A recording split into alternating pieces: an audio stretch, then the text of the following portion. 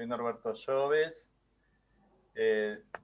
secretario científico de la Escuela de Psicoterapia para Graduados. Estamos nuevamente en la actividad de los miércoles científicos y hoy tenemos el gusto de un debut, de un trabajo libre del Grupo Autogestivo de Integración en Psicoanálisis. Marisa, te escuchamos. Tenés que desmutearte. Muy bien.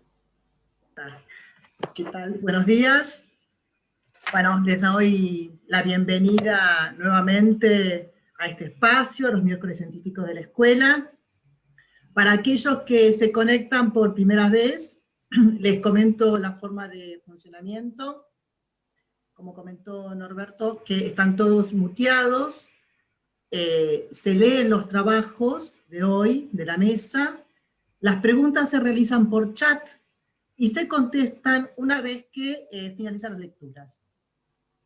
Bueno, en esta oportunidad, en este miércoles, se realiza la presentación en sociedad de nuestro grupo de investigación, integración del psicoanálisis, que viene funcionando en la escuela ya hace 5 años, y este grupo está integrado por el magíster Dr. Pablo Slemenson, que es el coordinador del espacio, y de las licenciadas Franca Dal Santo, Andrea Vinué, Laura Marchese, Susana D'Ambrosio, Marisa Federici, Adriana Hades, Fiorella Vázquez y...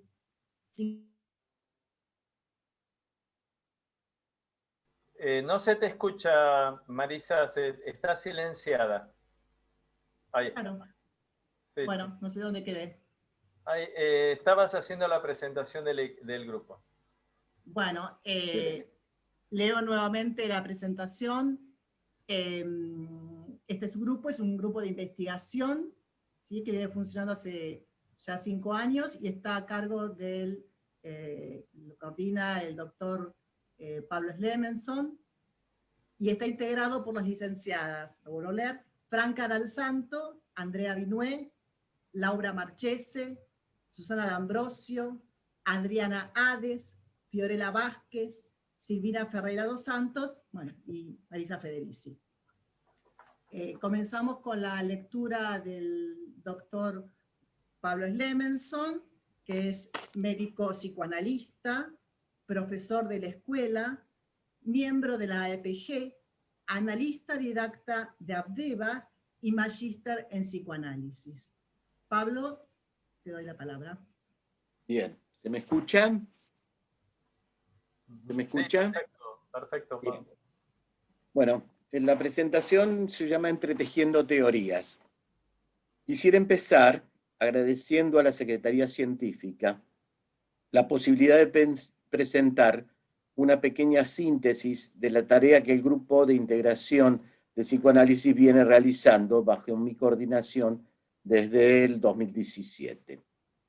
Como es una tarea teórica y clínica que va un poco en contra de algunas tendencias predominantes en nuestra disciplina, quisiera empezar por algunas aclaraciones de tipo epistemológicas. Partimos de una concepción materialista en el sentido de que creemos que el mundo existe más allá de que nosotros podamos observarlo o describirlo. En línea con la formulación freudiana del proyecto, entendemos que este mundo, que existe más allá de nosotros, es un continuo no homogéneo de materia y energía que nuestros sentidos perciben. Estos órganos de los sentidos fragmentan el continuo no homogéneo que es el mundo en porciones a las cuales denominamos objetos y les ponemos nombres. Son recortes de la realidad material que queda así fragmentada en nuestra mente como una colección de objetos más o menos relacionados entre sí. Este procedimiento, necesario para estudiar el mundo, que en su inabarcabilidad supera la capacidad de nuestra mente de comprenderlo, tiene el inconveniente que, al fragmentar el campo de conocimiento, corta la trama de causalidad múltiple que sostiene la coherencia del mundo real.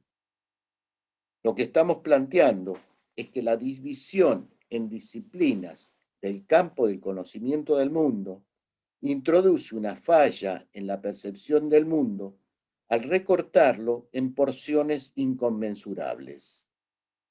Y esto es un problema producido por los límites de nuestra mente, especialmente de nuestra mente consciente. Es por esto que cuanto uno más profundiza en un campo de conocimiento, menos tiende a saber del resto del mundo donde dicho conocimiento estaría inserto. Es el problema de la sobreespecialización.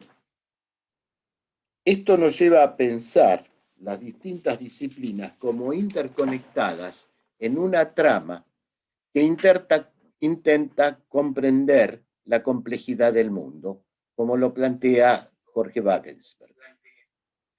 Algo parecido parece ocurrir dentro del psicoanálisis mismo. Los grandes maestros, los que dieron origen a las líneas teóricas, suelen reconocerse a sí mismos como discípulos continuadores y profundizadores de algunos sectores de la teoría del funcionamiento de la mente humana. Sin embargo, sus discípulos tienden a separarse en escuelas como si fueran campos de conocimiento independientes. En este proceso parece jugar factores de límites de la abarcabilidad de la mente, factores de política científica y ciertas formulaciones axiomáticas que delimitan campos y refuerzan la identidad de los usuarios de las teorías. Es el narcisismo de las pequeñas diferencias en las teorías. En este grupo nos propusimos ir integrando en un único corpus extenso las distintas formulaciones de las líneas teóricas y de las disciplinas conexas y colindantes. Partimos de la suposición básica de la honestidad intelectual de los distintos actores. O sea, no ponemos en juego, en cuestión, si lo que los autores sostienen es cierto, sino partimos del supuesto de que sí lo es. Entonces, el problema es si distintos autores ven un mismo objeto de estudio de manera distinta, puede deberse a, 1, están llamando de distinta manera a la misma observación. 2, están llamando de la misma manera a cosas distintas. Y 3, pero más interesante, es que el objeto es complejo y está siendo visto desde distintos puntos de vista. Las dos primeras son fáciles de aclarar, son problemas semánticos. La tercera es más compleja e implica que cada una de las formulaciones en realidad son visiones planas o tienen puntos axiomáticos. Si les preguntamos a cada uno de los puntos de vista por qué el otro ve lo que ve desde el suyo, tendremos una visión más compleja del objeto y el esclarecimiento de algunos puntos axiomáticos que clausuran sectores de desconocimiento en cada teoría. En otros casos, tuvimos que hacer algunas formulaciones puente o aclarar equivalencias. Revisamos las formulaciones de Freud, de Klein, de Susan Isaacs, de Bion, de Winnicott y de Meltzer. Para revisar los instintos, nos metimos un poco en etología de la mano de Franz de Waal, revisando lo que se sabe de pensamiento, conducta, emociones en animales, especialmente en monos. Para ver los problemas de abordaje de la complejidad del mundo, invitamos a José Luis Calabrese, un especialista en teoría de la complejidad. Aún tenemos por delante una larga tarea de inclusión de corrientes estructuralistas de la escuela francesa lacaniana y no lacaniana, revisar algo de autismo. Esto es solo una parte. Además tenemos el problema de los niveles de integración que ya planteaba Blecher en Psicología de la Conducta. Entender nuestra complejidad desde nuestros niveles físico-químicos, biológicos, psicológicos individuales, familiares, sociales, y la incidencia de los cambios del mundo en que vivimos es una larga tarea. Esta debería incluir algo de antropología cultural, economía, sociología y política. Es decir, que nos inquieta pensar cómo incluir la incidencia de las relaciones vinculares en la dinámica psíquica del tratamiento individual. Pero también nos preocupa la formación de superyo nuevo e inconsciente en el adulto, producto de las presiones económicas y sociales de los grupos de pertenencia. Este superyo inconsciente neoformado, cercano a lo planteado por Jeanine Pouget, con frecuencia contradictorio con el emergente del complejo de Edipo, pero que usa como amenaza ya no la castración, sino la existencia misma en la sociedad actual, amenaza con convertirse, la amenaza es una amenaza de convertirte en un resto obsoleto, con pérdida de la capacidad de sobrevivencia psíquica e incluso física, como los homeless que pierden el lenguaje. Y este superyo es inconsciente, pero cambiante según los vaivenes de la sociedad. La pregunta que se nos plantea es, ¿de qué manera ser consciente este neoinconsciente sin caer en adoctrinamientos ideológicos? Bueno, hasta aquí la presentación, porque lo que más me interesaba era que el grupo de trabajo les mostrara un poco la manera en que trabajamos. Así que ahora le paso la palabra a Marisa, que presenta al grupo.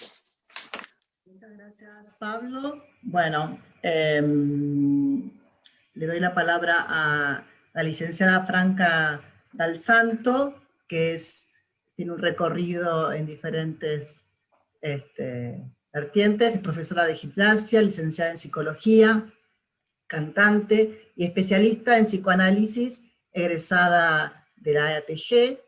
Tiene experiencias tanto en hospitales como privadas de experiencia clínica. Bueno, le doy la palabra a Franca, que va a leer un trabajo de producción grupal. Franca.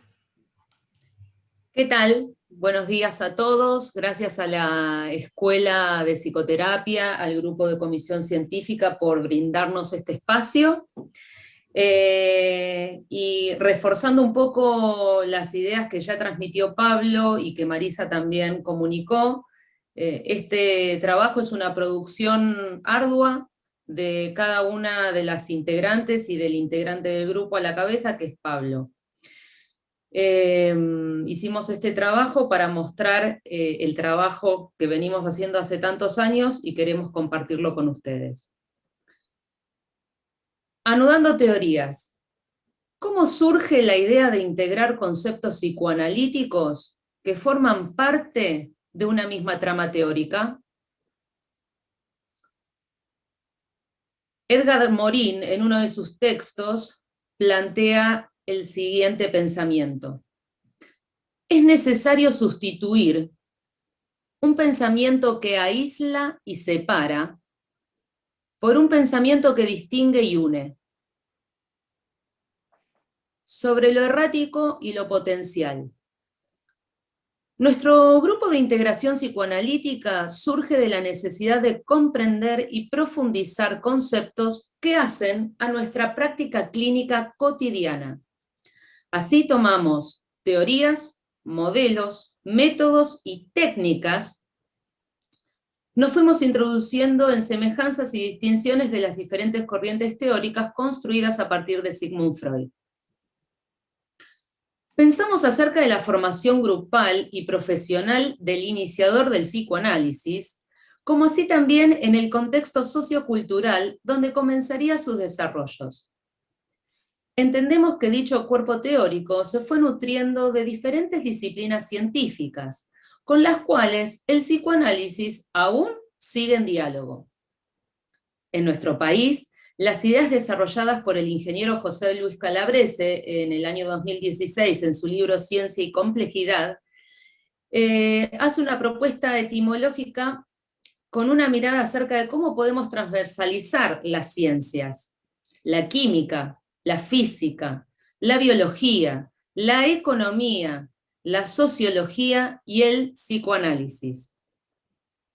para entender la complejidad de los acontecimientos y de los seres humanos involucrados en ellos. Es por esto que el material que hemos ido desarrollando y seguiremos profundizando no solo incluirá referencias exclusivamente psicoanalíticas, sino también se irá entramando con conceptos y experiencias provenientes de otras ciencias. Encontramos que en el pensamiento psicoanalítico suele predominar un entender el mundo como dividido en dos mitades simétricas y especialmente en conflicto: pulsión de vida, pulsión de muerte, consciente, inconsciente, etc. El pensamiento binómico y en formatos dicotómicos se ve cuestionado a partir de la perspectiva de la complejidad, y es ahí donde nuestro espacio de pensamiento nos abre una nueva mirada a los conceptos psicoanalíticos.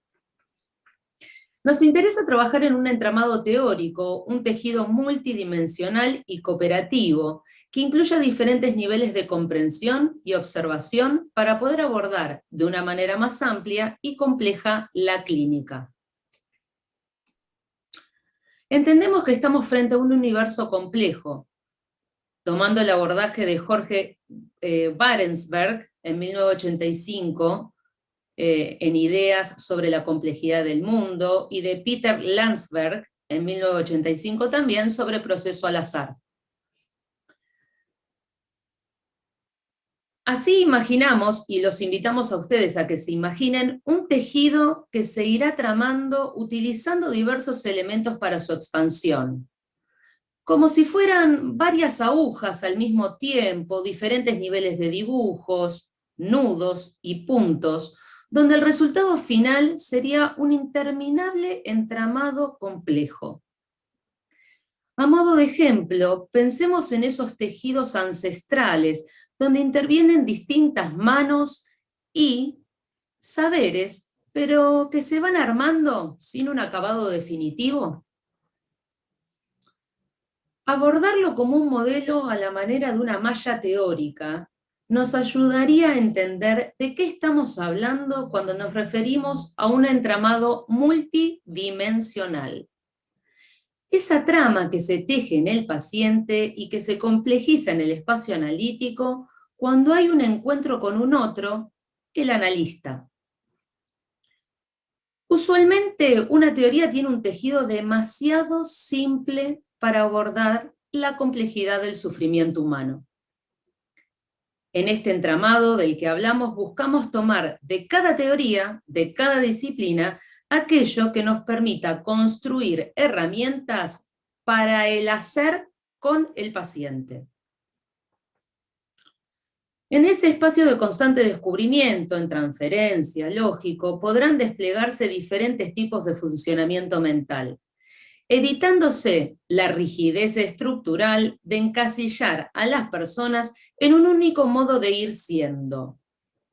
Como dice Bion, parece que nuestro equipo rudimentario para pensar pensamientos es adecuado cuando los problemas están asociados con lo inanimado, pero que no es así cuando el objeto que hay que investigar es el fenómeno de la vida misma. Enfrentado con las complejidades de la mente humana, el analista debe ser prudente, aún al seguir métodos científicos aceptados. Su debilidad puede estar más cerca de la flaqueza del pensamiento psicótico de lo que podría parecer a primera vista. Bion, en el año 1962, plantea esto en Aprendiendo de la Experiencia en el capítulo 6, para los que quieran buscarlo. Abordar polidimensionalmente es pensar en imágenes enlazadas, asociativamente reconocibles en el psique-soma, lo emocional, niveles de cargas representacionales, el lenguaje, etc. Un tejido, su entramado, su expansión, su circulación libidinal, como algo que se transforma nudo a nudo. En este sentido, el sujeto es tomado como un continuo, inacabado y potencial. ¿Cómo poder abordar desde esta nueva comprensión que es nuestra, la complejidad del sufrimiento o de la vida psíquica y poder producir un entramado teórico que pueda reflejarlo, no siempre resulta tan sencillo. Freud en 1910 había insistido en que las perspectivas o el porvenir de la producción psicoanalítica estaba en gran medida sujeto a los obstáculos internos, propios de los analistas en tanto sujetos de investigación y también propio del campo disciplinar. En este sentido, podemos pensar algunos movimientos como modos defensivos en el hacer epistemológico ante la dificultad de vérselas con lo complejo, considerando la diferencia real entre la cualidad de los fenómenos y los instrumentos de los que disponemos para aprenderlos e inteligirlos. Recortar una perspectiva como única y hegemónica, forma de conceptualización, sería uno de los movimientos posibles que congelaría el dinamismo que puede implicar toda producción de conocimiento. También resulta observable la fragmentación de líneas teóricas o bien de las dimensiones de un fenómeno, que devendría en una constitución de parcelas a defender ante la amenaza con lo que se vive lo no familiar, a ese modelo pudiendo desestabilizar más que enriquecer. Por ende, se produce una necesaria repitencia férrea para sostener un posicionamiento que se vive amenazado de perecer. La diversidad de ismos que albergan el campo psicoanalítico refleja este movimiento, ante el cual algunos intentan trazar esfuerzos por construir zonas intermedias, entre modelos y dimensiones que permitan una mayor integración de fragmentos, algunos más válidos para comprender fenómenos y otros que caerían por ser refutados. Otras veces las diferencias se realzan, se aceptan mutuamente y conviven en un pluralismo que pareciera a través del consenso común en el estado de situación. Eximir de la tarea de entramar fragmentos en una producción más colectiva. Consideramos que dichos movimientos terminan produciendo sectores recortados de pensamiento o conocimiento que transmudan las limitantes mismas con las que el pensar se encuentra ante lo complejo. De este modo, se detiene la producción de un pensar más abarcativo que tiende a extenderse a armar trama entre los intersticios y contener así las diferentes mentes y cuerpos. Un recorrido con otros. Nuestro grupo ha comenzado el recorrido de integrar un cuerpo teórico estudiando en profundidad el texto de Freud de 1895, Proyecto para Neurólogos, tratando de entender cómo funcionan los circuitos psíquicos. También hemos ido trabajando sobre las primeras huellas que irían perfilando la idea de lo inconsciente, incluyendo los mecanismos de percepción, atención, recuerdo y evocación. Más tarde continuamos con la lectura de Susan Isaac, sobre naturaleza y función de la fantasía del año 1950, para intentar descifrar su armado, teniendo en cuenta no solamente los impulsos internos provenientes desde el cuerpo y la mente, sino las experiencias y los inputs recibidos del medio ambiente, donde el sujeto se ha ido desarrollando, conformando así el complejo armado de la persona humana. Para continuar con esta visión debimos acudir a la integración de las diferentes corrientes psicoanalíticas post-freudianas, y así revisamos la teoría de Donald Winnicott en sus escritos de pediatría y psicoanálisis, sobre el desarrollo emocional primario y el medio ambiente facilitador u obturador, que operarían en la constitución de los individuos.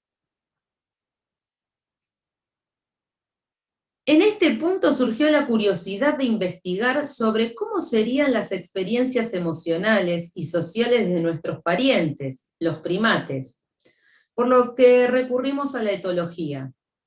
Tomando el texto del primatólogo Franz de Waal en 2002, El simio y el aprendiz de Sushi, nos encontramos con evidencias científicas de cómo sería la cultura social que han desarrollado varias especies de primates en diferentes partes de nuestro planeta.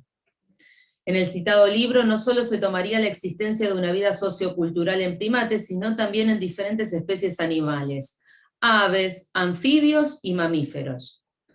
Esto permitió reformular la concepción de instinto.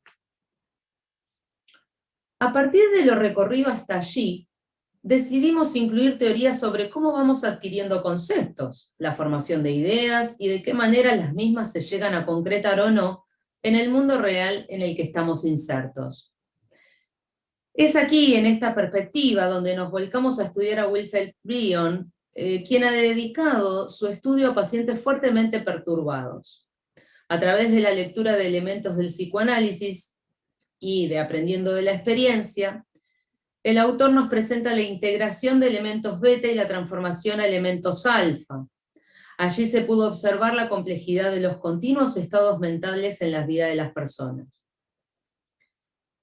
Esto permitió explicar el surgimiento de preconcepciones, de concepciones, conceptos y producción de símbolos. Continuando con posiciones teóricas que se alimentan de teorías filosóficas de orden pragmático materialista, seguimos pensando a través de alguien más contemporáneo a Bion, Donald Meltzer. Trabajamos el proceso psicoanalítico de Meltzer del año 1967 y Estados sexuales de la mente de 1973. Para profundizar aún más sobre la génesis de las fantasías inconscientes postuladas, inicialmente por Melanie Klein, Meltzer, con su vasto recorrido clínico, analiza los vaivenes del trabajo transferencial en las diferentes etapas del desarrollo humano, trabajando los estados sexuales de la mente. Ahora queremos invitarlos a participar en una de nuestras reuniones. Ese día comenzó con una pregunta sobre el espacio y el tiempo. ¿Qué es lo que nos da la noción de tiempo? ¿Cómo se inscribe en nuestro aparato psíquico? Hablamos de huellas mnémicas, de representaciones, pero ¿cómo se registra el tiempo? ¿Cómo se registra que algo transcurre, que algo va sucediendo?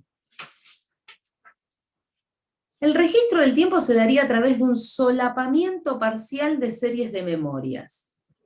Estas, y de acuerdo a microexperiencias, se encontrarían con que ciertas huellas permanecen invariantes y otras con similares características o con variaciones progresivas.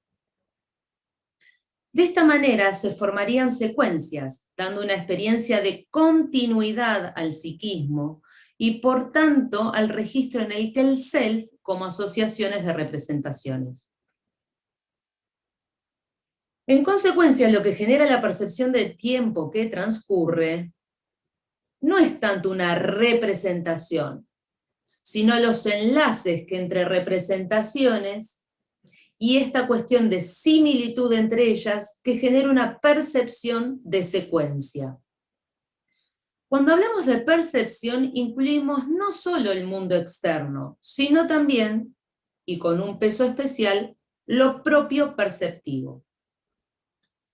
Entre estas percepciones debemos incluir en forma privilegiada un reloj biológico que es el sistema de los ciclos circadianos, la secuencia de las horas del día.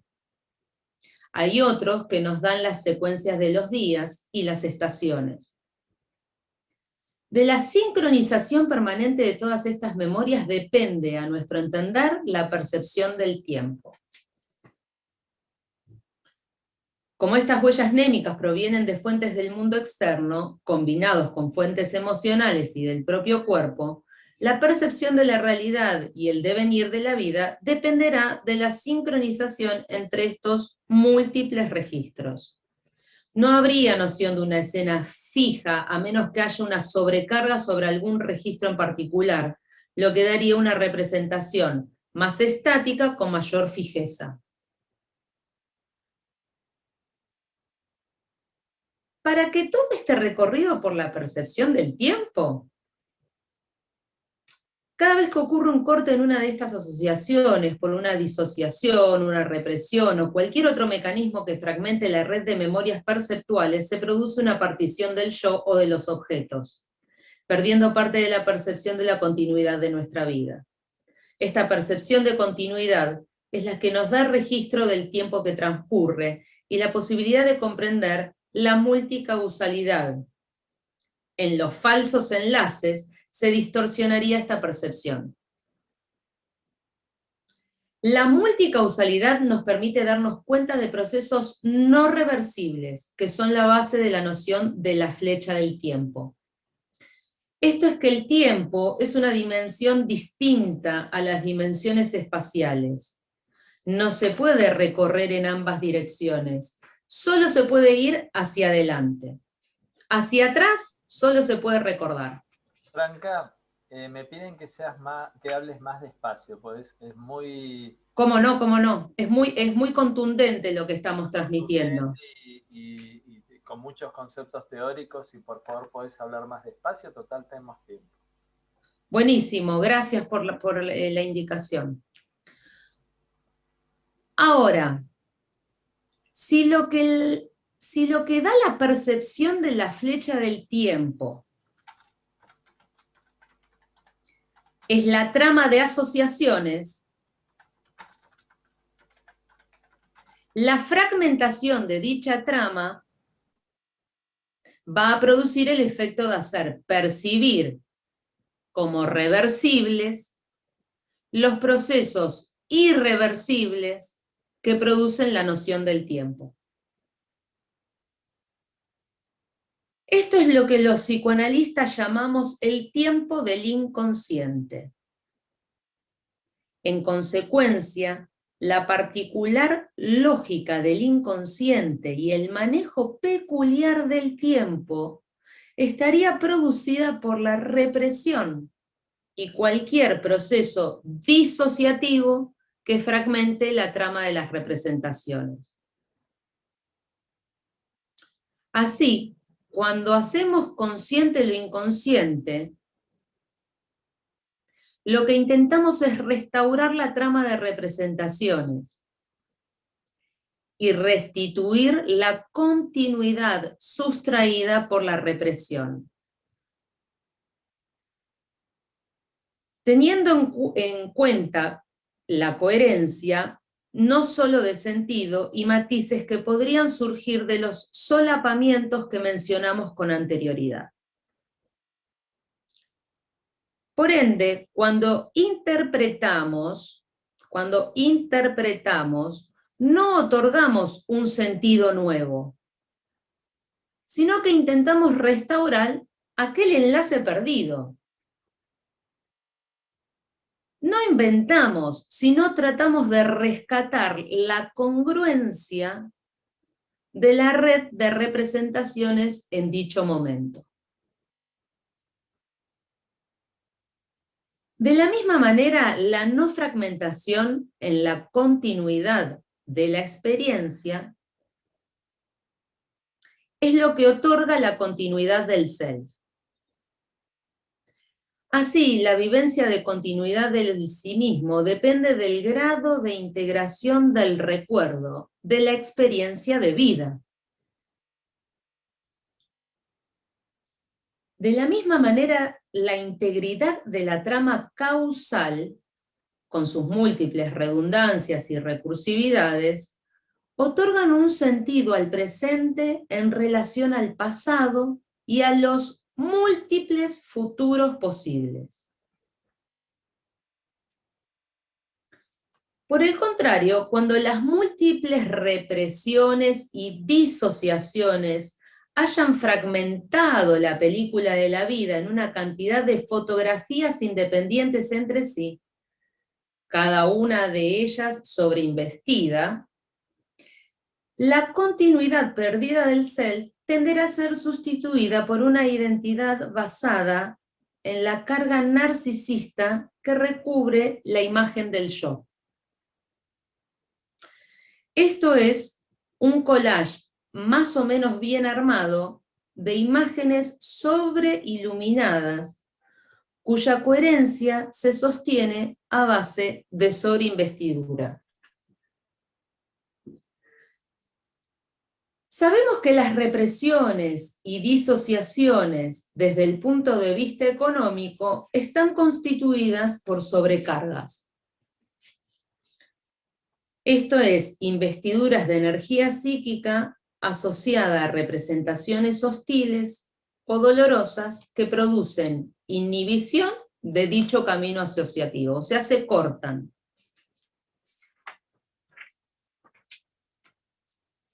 Si cuando hacemos consciente lo inconsciente movilizamos o levantamos represiones, la consecuencia inmediata es la movilización de la energía psíquica bloqueada en la represión de dicho camino asociativo, sumando a la energía psíquica usada como contracarga.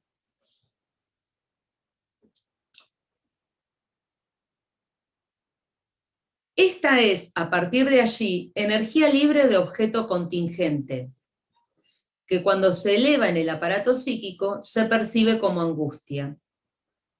Este es un orden de magnitud de energía libre que frecuentemente se descarga en forma casi inmediata en los así llamados insight ostensivos, como por ejemplo sucede con el llanto. Por otro lado, esas fotografías de sí mismo, sobreinvestidas del líbido narcisista, que toman los aspectos sobrevalorados del yo, y que son copia, identificaciones de imagos parentales idealizadas, soportan ellas mismas una magnitud mucho mayor de investidura libidinal. Pero cuando esas fotos no forman la continuidad de la película de la propia vida, porque están fragmentadas y unidas como un collage, el pegamento que las une es la libido narcisista. La fragmentación se da por exclusión de lo disociado y por efecto de las identificaciones. Cuando hablamos del yo como precipitado de identificaciones, nos estamos refiriendo a este yo. El orden de magnitud de la libido en juego en esta estructuración de identidad es enormemente mayor que la que mencionaba anteriormente vinculada con las represiones, pero variará según el grado de rigidez, caracteropatía, de la estructuración de la identidad. Cuando hablamos de elaboración, nos referimos a un proceso complejo que implica, en primer término, levantamiento de las represiones o cierre de las disociaciones o introyección de lo proyectado o disolución de la modificación de parte del yo a imagen y semejanza del objeto implícito de la identificación.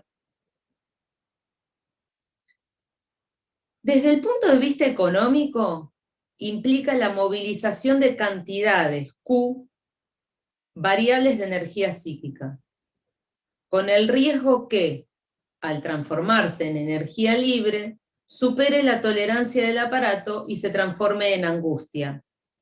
En escuela inglesa se llama ansiedad, esta angustia. O sea, acá estamos tratando de utilizar dos conceptos de dos escuelas. Ahora bien, vamos a ir a puntos de vista dinámicos y tópicos para la integración del tiempo. Desde el punto de vista dinámico y tópico, al reducir la disociación consciente-inconsciente, las representaciones inconciliables y los modos contradictorios o ineficaces de resolución de conflictos, se requiere para su integración nuevas formulaciones y nuevas representaciones. Pero no es solo esto. La generación de nuevas asociaciones y la formulación de nuevos modos de afrontar los conflictos implica la adquisición de experiencia, que había quedado detenida en el punto de evolución libidinal en que se había fijado. Todo esto es lo que incluimos en la denominación de cambio psíquico, requiriendo un enorme trabajo del psiquismo y de experiencias nuevas. Pero además, requiere la modulación de la enorme energía psíquica devenida libre en el tratamiento analítico. Toda información nos lleva al problema del timing, requerido para expandir la red de representaciones, aprender nuevas formas de funcionamiento, distintos de las dictadas por las identificaciones previas y su puesta a prueba por la experiencia real y la búsqueda de satisfacción en el mundo real. Todo este proceso se realiza bajo la amenaza latente del desarrollo de angustia por los excedentes libidinales movilizados. Entretanto, aparecen formas de alojamiento de estas investiduras libres que, si son transitorias, funcionan como un amortiguador del proceso. Estas van desde el acting out, dentro y fuera de la sesión, visto a través de la transferencia, como así también idealizaciones, enamoramientos, accesos de odio, adquisición de identidades, elación maníaca por sobreinvestidura del yo, en fin, excesos pasionales de distinto tipo, incluido el insight ostensivo.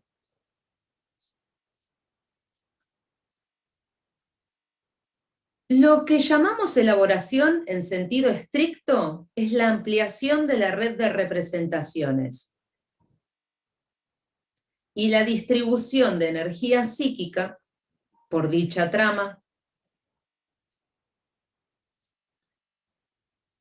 Insistimos en incluir la experiencia y no limitar la elaboración a una actividad intelectual, pues creemos que, en última instancia, la forma de procesamiento dependerá de la posibilidad del individuo de encontrar modos de satisfacción en el mundo real.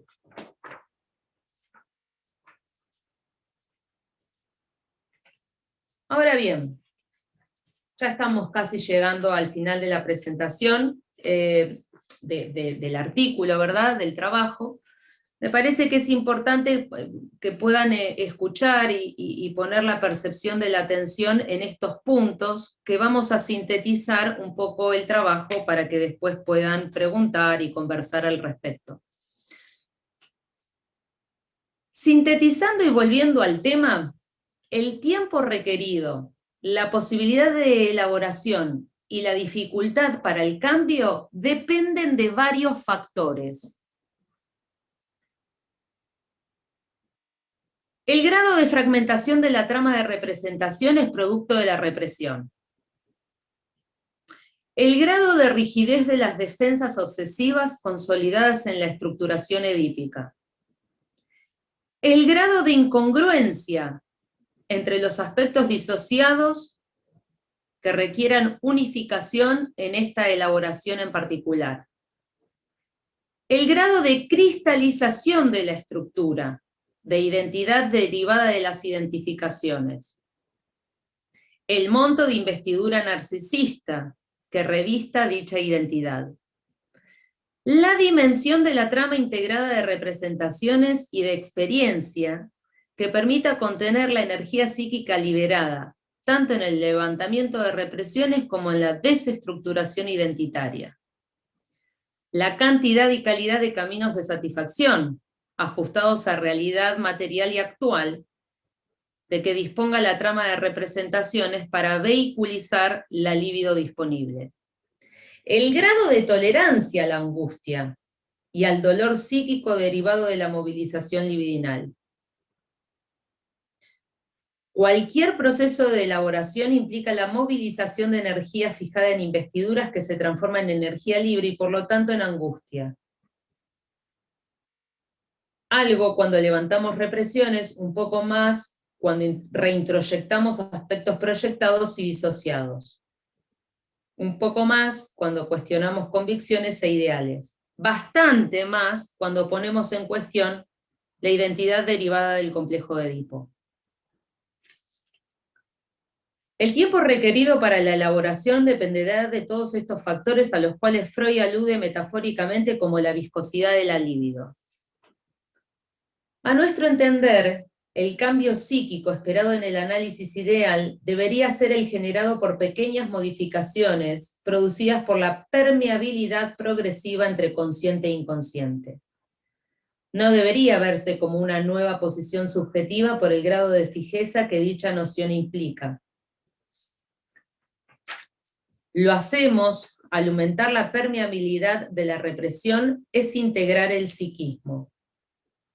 Por eso mencionamos nuestra objeción a los insights ostensivos, esos a partir de los que el analizante llora o se va conmovido y fascinado por la nueva visión.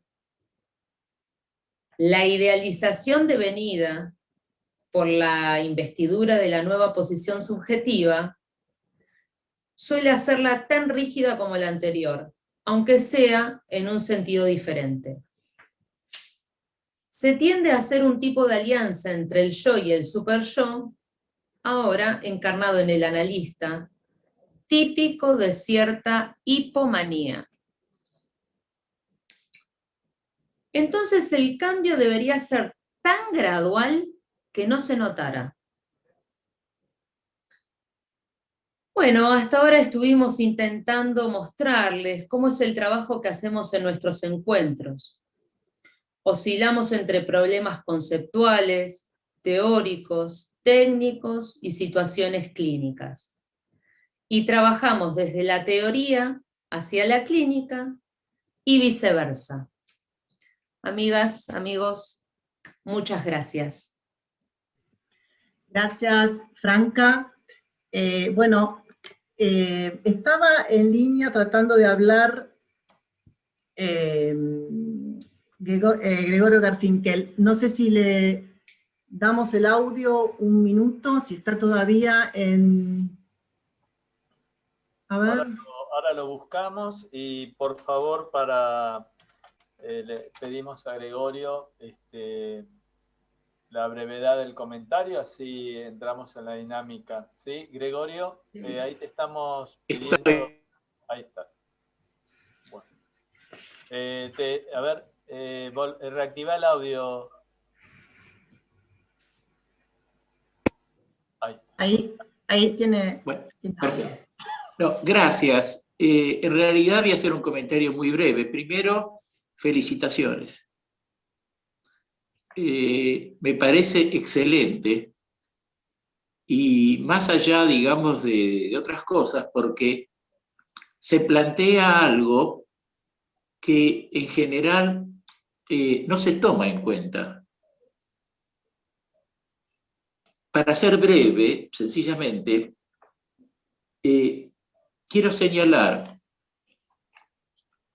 no solamente estoy de acuerdo con lo que se dijo, yo vengo estudiando en la misma línea hace mucho tiempo, y creo que uno de los méritos de Freud fue darse cuenta en su época de la hipercomplejidad.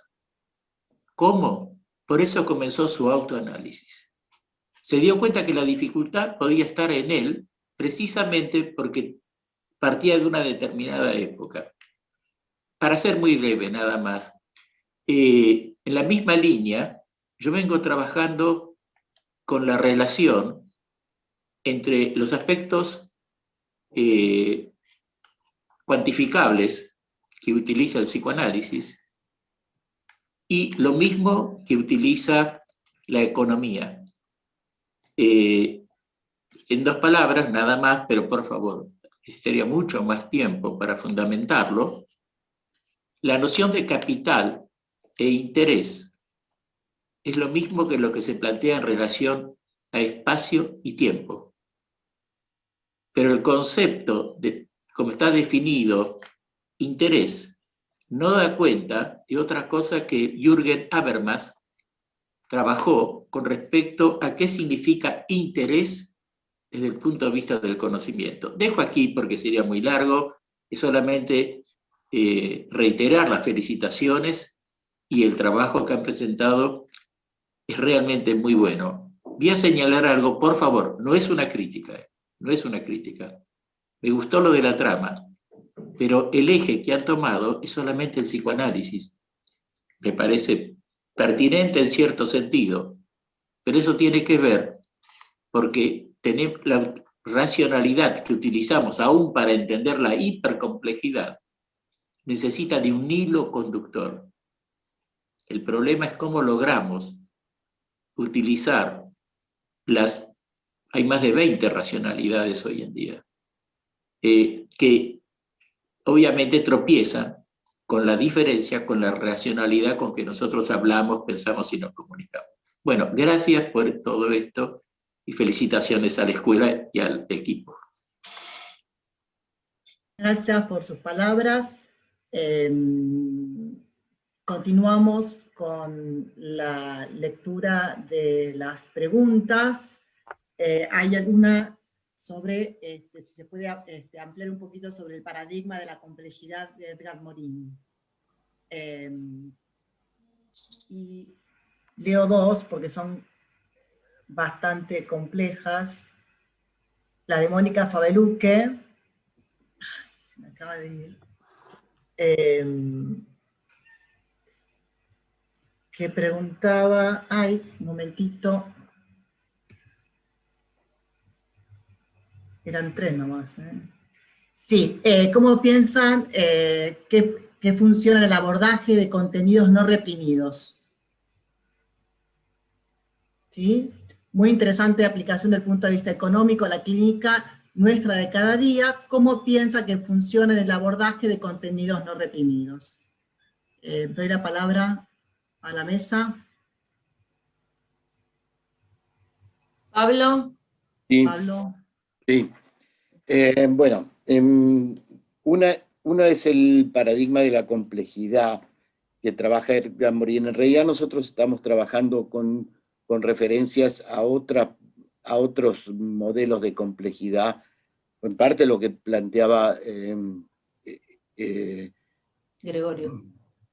No, en plan de lo que planteaba José Luis Calabrese sobre el tema de la complejidad, pero básicamente la posibilidad de comprender que nosotros no vivimos en un mundo que no es estático, sino que está todo el tiempo cambiando en manera constante, en formas de equilibrios inestables, que a su vez tienen una serie de circuitos que se llaman circuitos de feedbacks positivos y negativos, o sea que refuerzan ciertos mecanismos que están funcionando constantemente.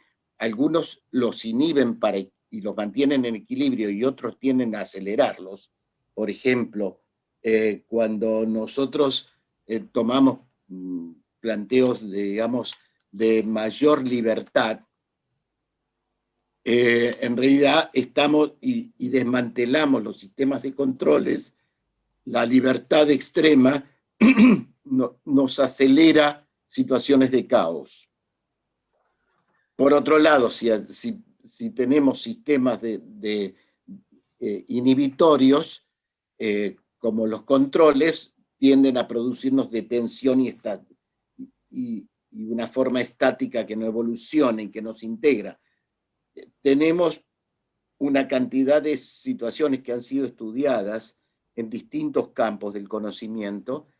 Tenemos situaciones que están cerca, en general, sistemas fuera del equilibrio, que están mantenidos activamente en su equilibrio, y hay otros sistemas en donde que los estudió especialmente Prigogine, que son los puntos en donde que algo cambie de sentido depende de factores mínimos. Entonces, la complejidad del mundo de por sí existe. porque la trama del mundo es una trama de causalidades de todos los elementos del mundo interactuando entre sí. Nosotros pretendemos detenerlo y aislarlo para estudiarlo y pararlo, para que no se mueva, porque se nos está cambiando todo el tiempo. Tenemos que tener sistemas de pensamiento. Un poco contestándole a Gregorio también, yo estoy de acuerdo que hay muchas racionalidades. En general, lo que nosotros usamos en el procesamiento consciente es la lógica formal, principalmente. Yo he trabajado especialmente la lógica de lo preconsciente, como la lógica de la estructura de la intuición, trabajándola con una lógica que se llama lógica fuzzy logic, lógica borrosa, que permite abordar un mundo de grados y no binario, un mundo de grises, ¿sí? Esto, a ver, y después, alguien pedía cómo se abordan los elementos no reprimidos.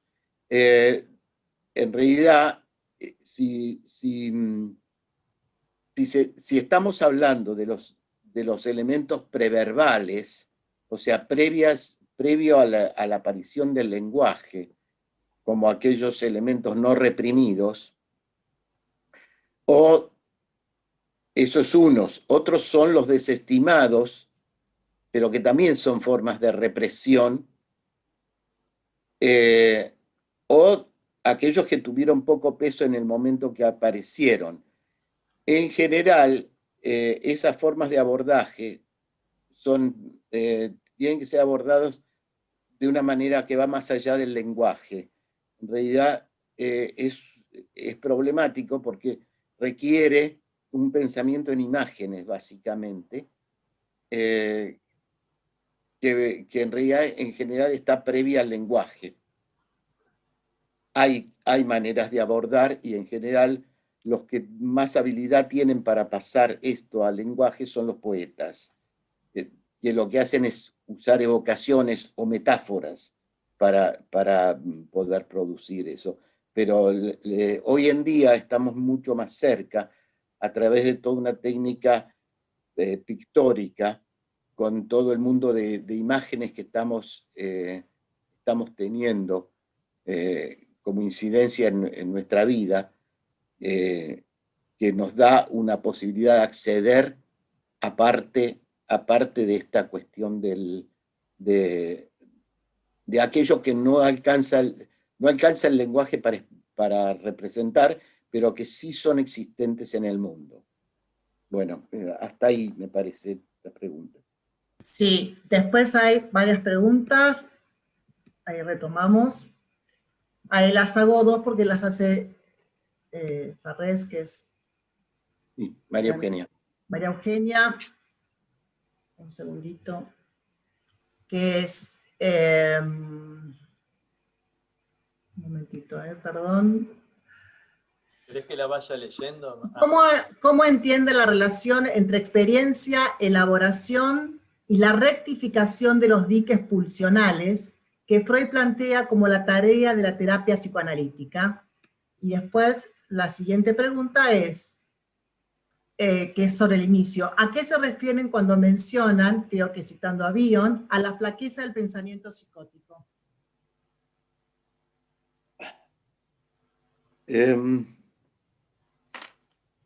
A ver, el primer punto, experiencia, elaboración y rectificación de diques.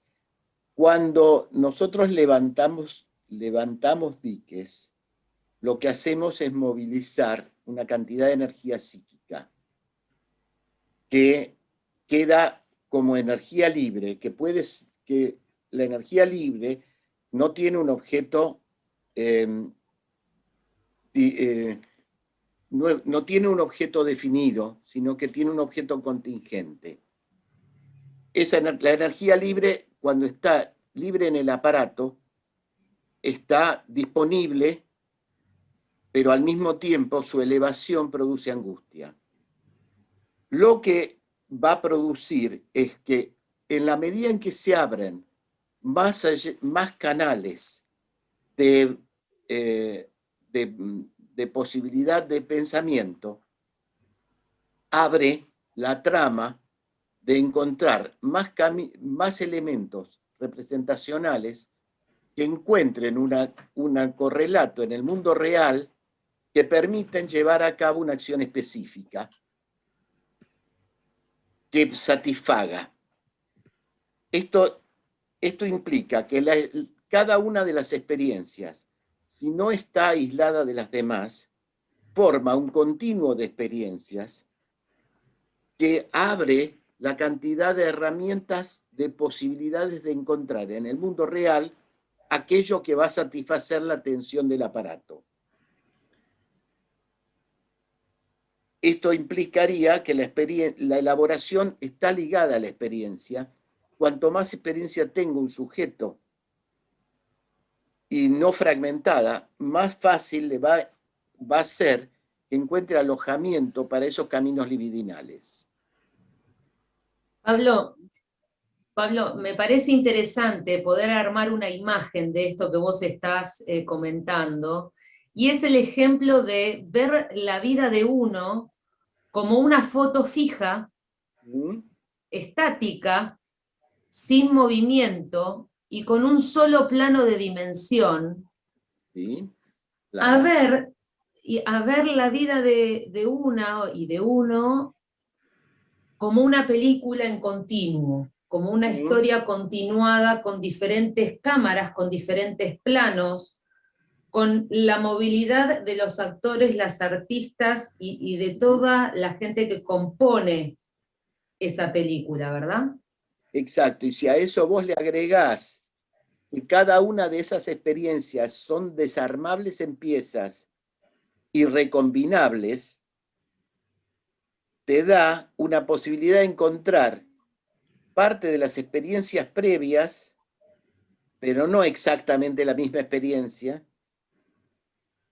y experiencias previas satisfactorias, encontrarlas en el mundo real en un segundo tiempo. Que si en cambio quedás fijado al recuerdo de ese objeto primero, no lo vas a encontrar nunca porque ya no existe, porque pasó el tiempo. Y va la flecha para adelante, nunca va para atrás. Exactamente. Nunca va para atrás. Nunca va para atrás. Y los recuerdos son flechas para atrás. Claro, todo el tiempo, que es lo que mencionamos en el trabajo. Voy leyendo de a pocas preguntas porque me parece que cada pregunta en sí tiene mucho contenido, así que voy leyendo de a pocas, ¿sí? Sí. Leo textual. ¿Podemos hablar de qué se padece? Por lo que no ha podido devenir pasado, ya que el inconsciente es atemporal. ¿La complejidad estaría dada en relación a que el inconsciente sería de carácter inmortal y eterno? Eso es Mariana Tan. Miguel Toyo no hace una pregunta, pero hace todo... Mira, ¿podés volver a repetir esa? Dale. Bueno, Pablo. ¿Podemos hablar de que se padece por lo que ha podido devenir pasado, ya que el inconsciente es atemporal? ¿La complejidad estaría dada en relación a que el inconsciente sería de carácter inmortal y eterno? Miguel Toyo, enorme y valioso trabajo que propone diversas reflexiones. Creo que el psicoanálisis nos plantea dos momentos. Uno ligado a la praxis misma que se da entre sujetos, vinculada a una ética intersubjetiva y a la verdad del inconsciente. Otro momento relativo a la sistematización y construcción de conocimientos vinculado a una ética científica relativa a la verdad, la relación sujeto-objeto, la complejidad de lo real y de sus observaciones. Bueno, hasta ahí. Ok, con lo que dice Miguel estoy de acuerdo. Lo que lo que da la cualidad de atemporalidad del inconsciente, lo que estamos planteando, es que lo que hace que el inconsciente sea atemporal es su aislamiento de la experiencia de vivir. O sea, eso, al quedar cortada el contenido inconsciente de la vida cotidiana, eso hace que pierda la secuencia de temporalidad y quede fijo en un pasado. Y ese pasado es como si un pasado que sigue, que es presente, es un pasado que se presentifica. No es un pasado que está pasado. Ahí sería, no es un pasado pisado, como se dice en el dicho popular, ¿verdad? Sí. No está pisado, todavía quedó ahí, está muy iluminado en una parte de cada uno de nosotros que no puede encontrar otras ideas para poder entender ese fenómeno que le ha sucedido a la persona, ¿verdad? Y Mariana las nuevas experiencias van modificando el pasado cuando no están separadas de ese pasado. Claro, eso es lo que planteamos como las disociaciones, las fragmentaciones, porque el alto nivel que quizás cada uno haya vivido a nivel traumático, ahí metemos el quantum, digamos, la cantidad de energía que el aparato haya podido o no metabolizar, eso va a hacer que la persona esté más integrada o menos integrada, más disociada o menos disociada.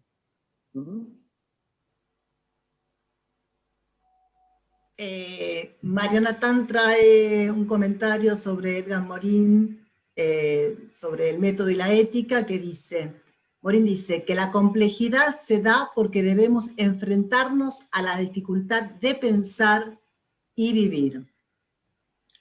Es un aporte. Después... Igual Mariana Atan tiene una manito, ¿eso es que quiere pedir la palabra o que está saludando?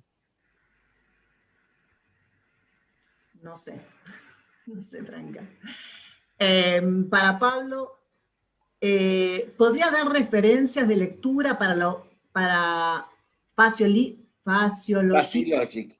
Faciologic, perdón, de pensamiento no binario? Continúo. Mariana quiere hablar en realidad. La poesía le da originalidad al lenguaje.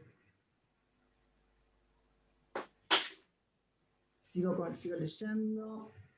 Pillon Rivière dice que los recuerdos están en forma de escenas como Gestalt, como la Gestalt. De Marta de Giusti. Respecto de las flechas del tiempo hacia atrás, ¿cómo pensar un fenómeno tan enigmático como la regresión? ¿Dejamos acá? ¿Cómo pensar? Respecto de las flechas del tiempo hacia atrás, ¿cómo pensar un fenómeno tan enigmático como la regresión? ¿Cómo piensan en este esquema propuesto el aforismo freudiano que percepción y memoria se excluyen, por lo cual pertenecerían a distintas lógicas de funcionamiento? A ver, este último creo que yo lo he pensado bastante, esa cuestión. Corresponde a un modelo que estaba tratando de usar Freud, el modelo óptico del capítulo 7, y es bastante dudoso sobre que percepción y memoria se excluyan, que pertenezcan a lógicas distintas. Cuando estás percibiendo, vas guardando y al mismo tiempo las memorias, o sea, si vos estás enfocando la memoria en un recuerdo y recargando un recuerdo, podés llegar a ser una alucinación o una ilusión, pero en sí mismo es cierto, y podés ver poco de la podés tener pérdida de percepción, pero en realidad el mecanismo más preciso para eso es que cuando vos estás buscando un camino, una acción, encontrar una acción específica, lo que te va a dar la forma del camino de la acción específica es la combinación entre la imagen recuerdo y la imagen percepción. Cuando se suman ambos caminos, la imagen recuerdo y la imagen percepción, vos vas a tener el registro para disparar una acción específica. Eso respecto a esa cuestión. Después estaba la pregunta de Marta el fenómeno de la regresión. Del fenómeno de la regresión. En realidad la regresión es la vuelta de la carga a una representación que está en el pasado, o sea, que está en la memoria. Con lo cual, en realidad, la regresión es llevar a cabo en acto una especie de alucinación de regreso al pasado. Esto tiene que ver con la pregunta respecto a la Gestalt que planteaba Pichon. En realidad, nosotros, en general, las huellas némicas las pensamos como imágenes visuales o auditivas. En realidad son mucho más complejas que eso.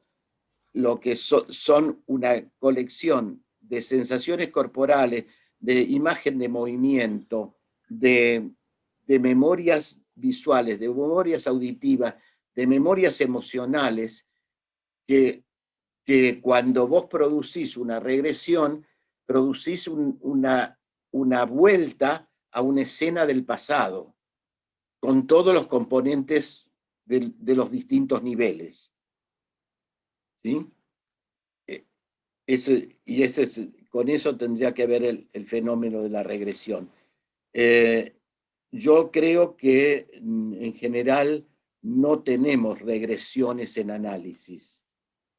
Creo que lo que tenemos es concentración de los aspectos regresivos que normalmente están distribuidos en vínculos múltiples y que en el análisis se concentran sobre la figura del analista. Pero que estrictamente no hay regresión en ese sentido, sino que hay concentración de los funcionamientos regresivos. ¿Sí? Continúo leyendo. De Marta también, de Marta de Justi. No es pasado, o el pasado no se constituye como tal porque las variables espacio y tiempo que regulan y en cierto modo construyen las experiencias son preconscientes. Pasado, a ver, de vuelta. Puedo leerte, Pablo. ¿No es pasado o el pasado no se constituye como tal porque las variables espacio y tiempo que regulan y en cierto modo construyen las experiencias son preconscientes? A ver, por eso yo decía que lo que aparece es un pasado presentificado, o sea, un pasado que es presente. El pasado que es pasado está en el bagaje de las experiencias y sirve como un depósito de conocimientos que sirve al uso recombinado de esas experiencias para afrontar las situaciones nuevas del futuro. Yo creo que el problema está en aquellos pasados que están aislados de la secuencia de vida y que entonces se transforman en un pasado congelado y sobrecargado libidinalmente. Tienen mucha energía de carga que lo colocan en un lugar de alucinación presente para hacerse para hacerse regresión. Leo dos más. De Enrique Ascaso, muy estimulante y complejo trabajo. ¿Consideran que las distintas lógicas de funcionamiento psíquico se deben a la diferencia del lenguaje utilizado a nivel inconsciente preconsciente, lenguaje analógico y lenguaje digital? Me gustaría poder leerlo. Les agradecido, felicitaciones al grupo de investigación. Hay muchas felicitaciones que no las voy a leer. De la escuela. Si el inconsciente está cortado de la vida cotidiana, ¿cómo piensan el concepto de resto diurno? A ver, contestación rápida de los dos. Lo de Enrique Ascaso es cierto. Son lógicas distintas por el tipo de lenguaje. Yo trabajé, el desarrollo mayor de esto lo pueden encontrar en mi tesis de maestría sobre lógica de lo preconsciente, que es la lógica del preconsciente no lingüístico, pero es un preconsciente verbal, visual, el preconsciente no verbal. Eso es la primera. La segunda que me habías dicho.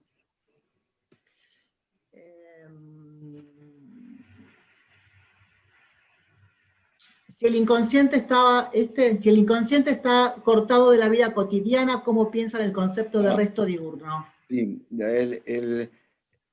el resto diurno en realidad activa ciertas representaciones que están y por eso aparecen en los sueños. Cuando la represión baja en el estado de dormir, un resto que tenga elemento de similitud con un elemento del pasado va a activar una secuencia que va a activar las representaciones del sueño y va a armar y eso es el resto diurno. Perdón, Marisa, a mí me gustaría como quizás hacer un poco más de hincapié en algo que es central en nuestra manera de trabajar y de cómo venimos investigando con todas las participantes del grupo y con Pablo, ¿no? Una de las cosas que quiero comunicar y que quiero transmitir es la idea de puentes, de ligaduras, de cómo nosotros fuimos tomando los diferentes conceptos y los aportes de las diferentes ciencias, no solamente del psicoanálisis, porque hay muchas de las preguntas que apuntan solamente al campo psicoanalítico, y lo que queremos plantear es que en realidad el psicoanálisis con otras ciencias es que vamos a poder entender la complejidad de la mente humana y hacer que las personas puedan tener una mejor calidad de vida. La noción de puente entre conceptos de diferentes posiciones teóricas y de diferentes ciencias van a hacer que podamos pensar de una manera más compleja y más abarcativa a la problemática humana. No solamente con los conceptos psicoanalíticos, no solamente con pensar el modelo desde el psicoanálisis en sí mismo. Me hiciste acordar, Franca, ustedes se reían conmigo cuando yo les decía que parte del misterio femenino, del famoso misterio femenino, era que una mujer responde al mismo estímulo de distintas maneras según en qué fase del ciclo esté. Y en general, ni ella lo conecta, mucho menos quien esté con ella. Y entonces, ¿qué es esa respuesta a mi intervención? A ver. No, porque eso es un nivel orgánico, es un nivel de hormonas que afecta la forma de respuesta. Y es un nivel de otro nivel distinto. ¿Sí? Esto es poder pensar, porque creo que esa es la riqueza, ¿no? de lo que venimos trabajando. Creo que lo interesante es poder pensar no al psicoanálisis como una ciencia absoluta y que es lo único que va a hacer que una persona pueda cambiar. O sea, creo que el psicoanálisis, ya desde Freud, siendo neurólogo y grandes de las personas que han hecho teorías en psicoanálisis, no eran psicólogos o psicoanalistas, sino que venían nutridos de otras áreas de formación. Entonces, me parece que también es valioso ir sumando puentes, hacer sumatorias, ¿verdad? De ideas, de emociones, de circunstancias, de experiencias, no de un solo corpus teórico.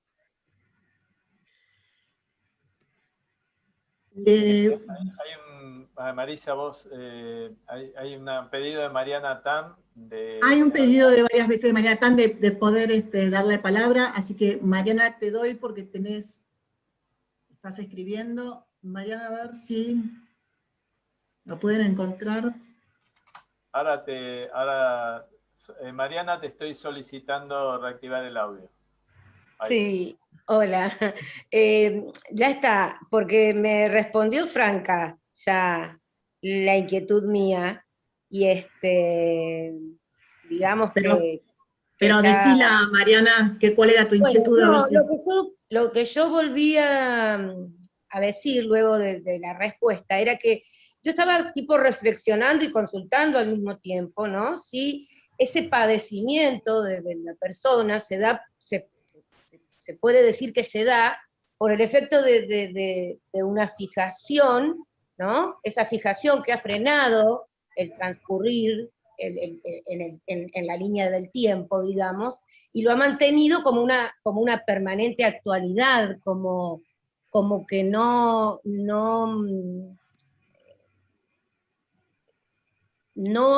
se han podido desactivar esos restos perceptivos, digamos.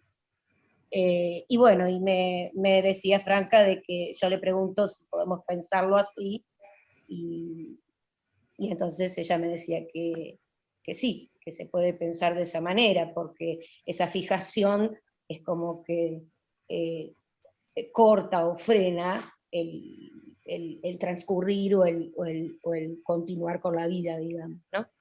Pero a mí me quedó muy claro. No sé, eso era, nada más. Gracias. Bueno, muchas gracias, Mariana. Acá hay otro comentario. Dice Liliana Etlis, personalmente no puedo encontrar respuesta. ¿Se me escucha? Sí. Perfecto. Perdón, pensé que tenía... Personalmente no puedo encontrar respuestas a representaciones relacionadas a otras representaciones del tiempo y espacio, con lógicas que provienen de saberes ancestrales, donde el tiempo es circular o espiralado, o el espacio viene de otras realidades. ¿Qué miradas observan en relación a otros saberes?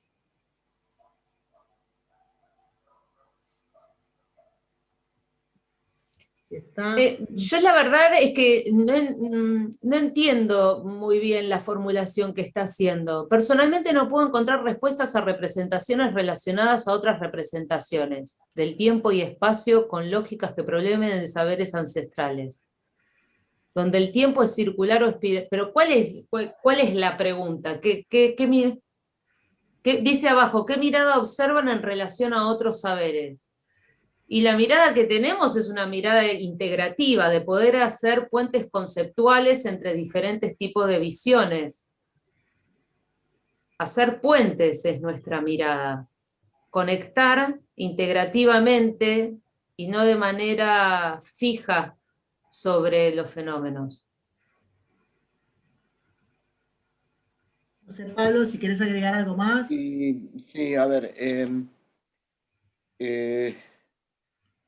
nosotros tendemos, cuando tendemos a funcionar con un pensamiento, una lógica más binaria o de simplificación, en realidad, para simplificar la percepción, para simplificar la comprensión del mundo, tendemos a pensar en una lógica lineal. O sea, sí, una flecha del tiempo, en el sentido que el tiempo va en un sentido, que no retrocede, pero no es... Cuando lo pensamos linealmente, pensamos historias lineales. Pero en realidad,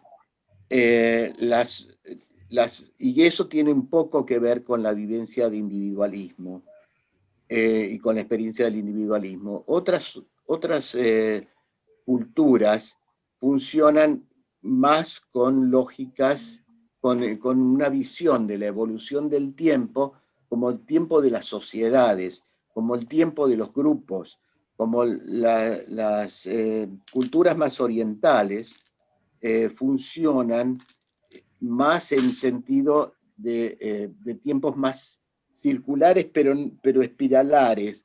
O sea, cuando vos tomás la línea budista, en realidad tendés a pensar como una transmigración de las almas, entonces la vida sigue bastantes vueltas, pero no es circular, es espiral, da vueltas varias veces hasta alcanzar la posición de Buda, pero está más ligado a vivencias religiosas, ¿sí?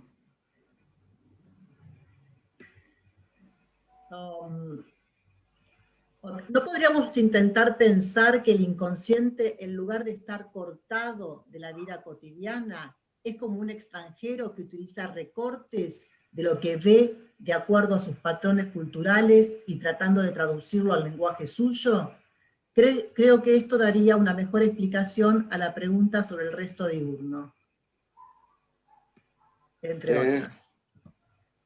Es que, ¿de dónde tomo la cuestión de la fragmentación? Del hecho de que cuando nosotros hacemos consciente lo inconsciente, en realidad no queda en la conciencia.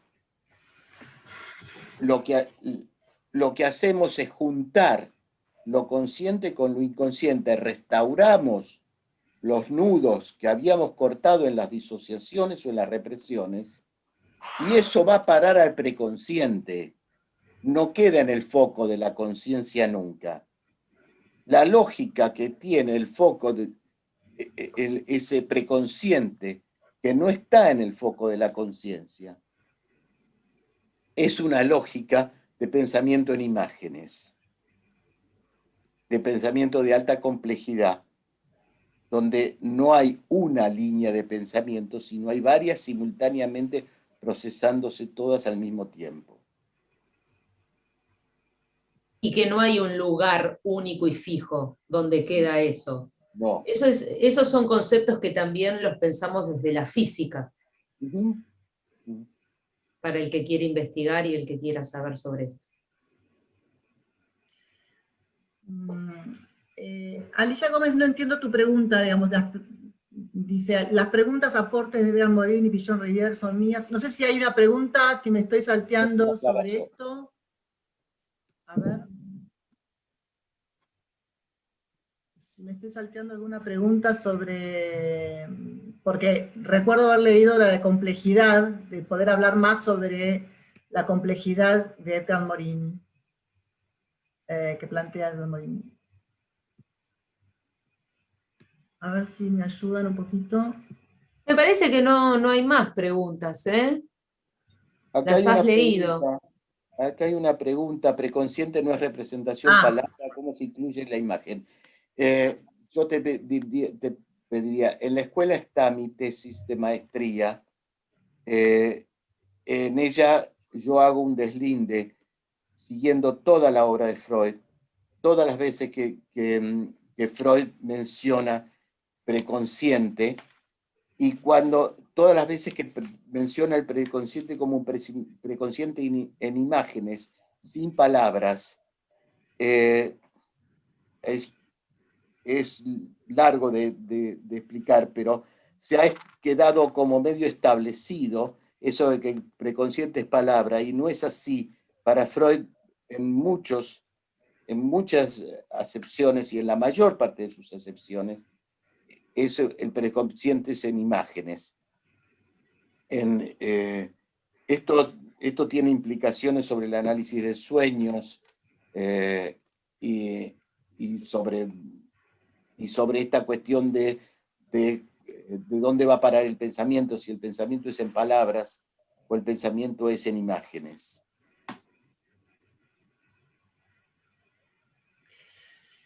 Acá antes de esto, Marisa, hay otra pregunta de Mario Farrés, yo no sé si la leíste, que es ¿cómo entienden la relación entre experiencia, elaboración? Y esa la contesté. Ok.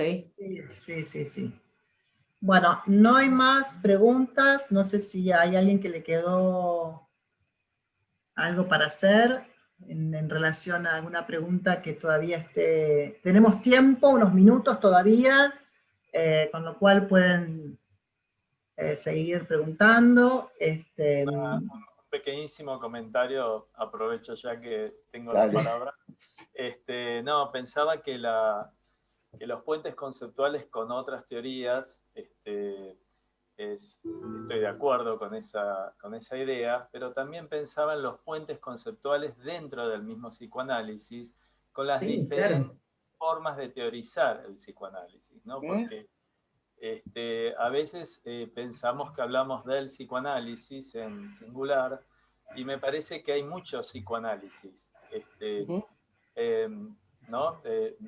Pablo está planteando una lectura muy interesante de los conceptos freudianos, y también son recortes particulares que se resaltan, ¿no? Y esto me parece interesante ubicar que es todo un trabajo hacer puentes conceptuales dentro del mismo, dentro de las mismas formas de pensar el psicoanálisis, ese pequeño comentario, ¿no?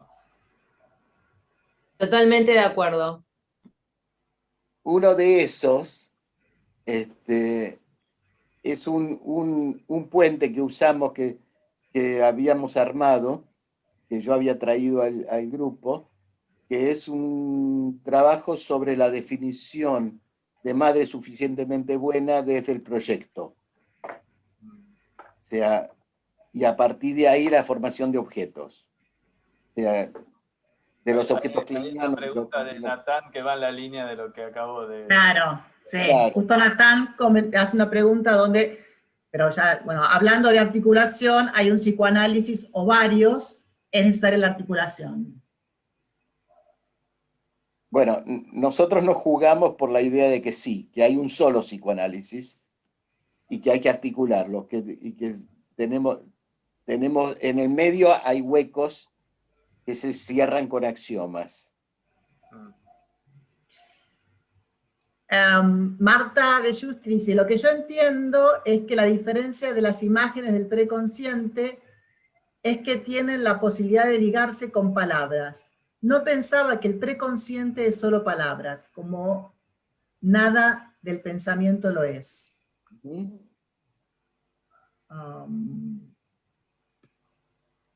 Bueno, aparecen felicitaciones también de varias personas.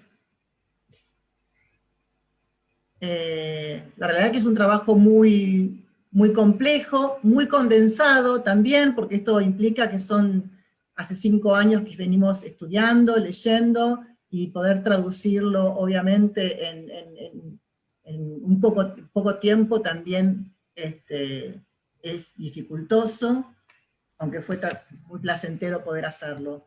Pero bueno. ¿Hay alguien del grupo de investigación que quiera hacer algún comentario? Le podemos dar la palabra, digamos, en este debut que está haciendo. Exactamente, que hay equipo. Silvina, Andrea, Marisa, Adriana, Laura, Susi. Están ahí. Si alguien quiere hacer un comentario del proceso de trabajo. Marta dice, excelente trabajo por su complejidad, da para un debate intenso y eso es muy bueno. Es así, Marta, muy para poder meternos. ¿Pero alguien del equipo quiere tomar la palabra o quiere hacer un comentario? Están las chicas, yo no las veo, no. Andrea, abrite, saca el muteo. Para que ahora ahí veo. Andrea, ¿cómo está? Andrea Vinué. Andrea Vinué, ok. Ahí la hacemos. Ahí está. Andrea está en la escuela. De vuelta. Andrea está en la escuela. Ahí. Hola, sí, estoy acá en la escuela con el fondo del auditorio para sentirnos más en casa. No, en realidad decir que venimos trabajando desde el 2017 con Pablo, con todo el equipo, y que es un lugar de enriquecimiento mutuo, aprendemos cada día, y también, nada, decir lo gratificante que es, y también esto de que nos va llevando a leer cada vez otras disciplinas que tal vez ni íbamos a imaginar que íbamos a atravesar, pero por ejemplo yo estoy leyendo matemática y física, y eran cosas que tal vez no tenía pensado en un principio que íbamos a llegar hasta ahí. Así que, nada, destacar este espacio de enriquecimiento y de crecimiento para todos. Nada más que eso. Gracias. Ahí le dimos la palabra a Laura Marchese. Laura, te escuchamos. ¿Qué tal? Buenos días a todos. La verdad que debutante por primera vez en este espacio, no en integración, pero sí en el espacio de los miércoles, así que bueno, en nombre del equipo también agradecerles por darnos esta oportunidad a todos, agradecerle a Pablo que comenzó con esto y bueno, y nos fuimos incorporando algunos más tarde, pero la verdad es que nos abrió un campo para la curiosidad también de poder trabajar distintas líneas y poder integrarlas al psicoanálisis y profundizar ciertas cuestiones en las cuales a veces en la clínica nos costaba entrar en respuestas o conseguir respuestas, y se presentaban distintos problemas y de repente empezábamos a abrir espacios diferentes, y la verdad que fue interesante y es interesante trabajar. La verdad que la cohesión, como dijo Franca, en el equipo es muy buena, y bueno, nada, entramamos, seguimos tejiendo distintas cuestiones para seguir buscando respuestas. Bueno, Y una cosa que a mí me gustaría, perdón, Franca Norberto. y Pablo, si pueden ir cerrando. Sí. Sí, yo básicamente decir que quienes quieran participar, que quienes quieran colaborar y estar en contacto con nosotras, con nosotros, comunicándose, mandando ideas, o viendo de qué manera podemos seguir ampliando nuestro campo de investigación y de conocimiento, son más que bienvenidas y bienvenidos. Tomando esta línea, estamos los martes, trabajamos los martes, todos los martes, a partir de las 10 de la mañana. Así que de 10 a 12 estamos en este espacio de grupo de investigación. No sé si Pablo quieres hacer Sí, bueno, por un lado, las palabras de cierre. Un placer, la verdad, esta mesa, lo disfruté mucho, y es un placer el trabajo que hacemos, salimos siempre encantados. Un dato que me habían pedido, lo mandé por chat, que era la lógica borrosa, la Fuzzy Logic, de Lofty Sadek. Está la referencia en el chat, así que el que lo quiera ver, lo tiene. ¿Sí? Bueno, muchas gracias a todos.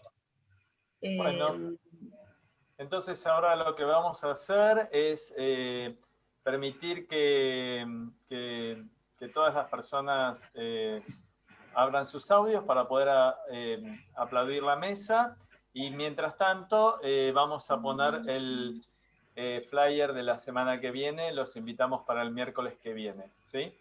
Ahí estamos permitiendo que la gente abra sus audios y podemos ya aplaudir la mesa.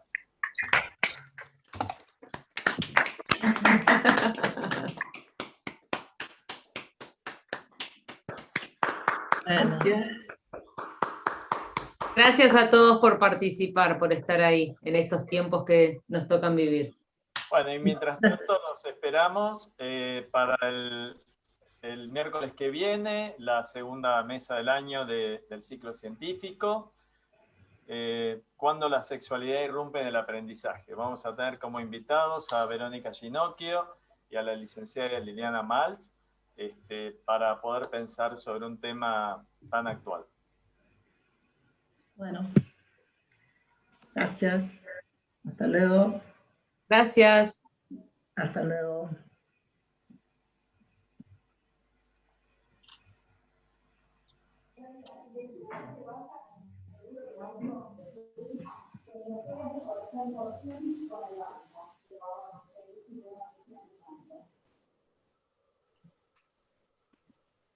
Vale, entonces, 549, 873.